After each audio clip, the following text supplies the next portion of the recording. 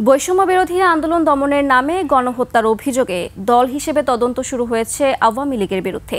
এক্ষেত্রে আন্তর্জাতিক অপরাধ ট্রাইব্যুনালে দোষী সাব্যস্ত হলে দলের নিবন্ধন বাতিল সহ 4 ধরনের শাস্তি হতে পারে। তবে বিষয়টিতে আইনি প্রতিকারের পাশাপাশি রাজনৈতিকভাবে আলোচনার পরামর্শ দিচ্ছেন আইনজীবীরা।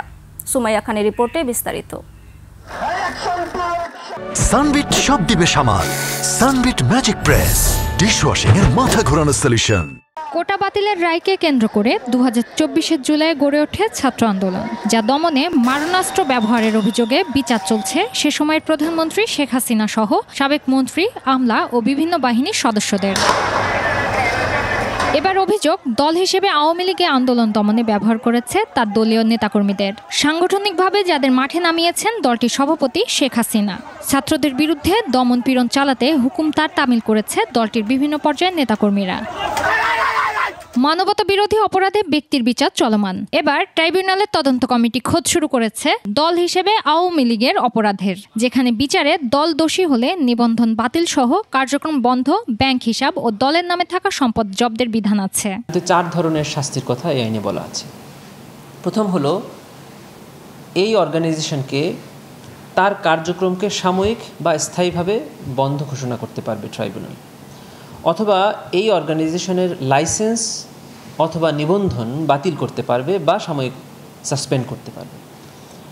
আরেকটি শাস্তির কথা বলা আছে, সেটি হলো এই অর্গানাইজেশনের যদি কোনো প্রপার্টি থেকে থাকে সেটা কনফিস্টিকেট করতে পারবে, অর্থাৎ রাষ্ট্রের অথবা ভিকটিমদের বরাবর বাজেয়াপ্ত ঘোষণা করতে পারবে।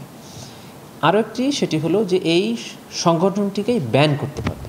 এক্ষেত্রে শুরুতেই দলের প্রধান সহ অপরাধ সংগঠনকালীন সময়ে কমিটিতে থাকা ব্যক্তিদের বিরুদ্ধে মামলা রুজু হবে। তাদের বিচারের মধ্যে দিয়েই দলের অপরাধগুলো পর্যালোচনা করবে ট্রাইব্যুনাল। এখন এই আন্তর্জাতিক অপরাধ ট্রাইব্যুনালের এই বিচারটাকে নৈতিক স্খলনজনিত অপরাধ বলে বিবেচিত হবে কিনা সেটা একটু পর্যালোচনার ব্যাপার। যদি কোনো সংগঠনের বিরুদ্ধে বিচার প্রক্রিয়া শুরু হয়, তখন এই সংগঠনের প্রধান অথবা প্রধান কর্তৃক নিয়োজিত কোনো ব্যক্তি সংগঠনের পক্ষে এই ট্রাইব্যুনালে মামলা পরিচালনায় অংশগ্রহণ করতে পারবেন।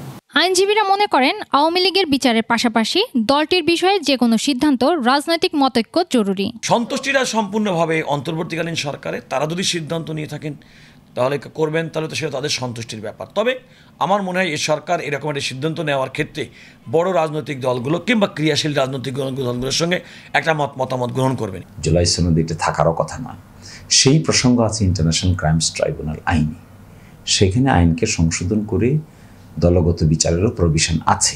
আওয়ামী লীগ ছাড়াও তাদের জোটভুক্ত জাসদ, বাংলাদেশ ওয়ার্কার্স পার্টি, তরিকত ফেডারেশন, জাতীয় পার্টি, সাম্যবাদী দল সহ 14 দলের বিরুদ্ধেও পরবর্তীতে তদন্ত শুরুর কথা জানান ট্রাইব্যুনালের প্রসিকিউটর। সুমাইয়া খান, 21 টেলিভিশন, ঢাকা।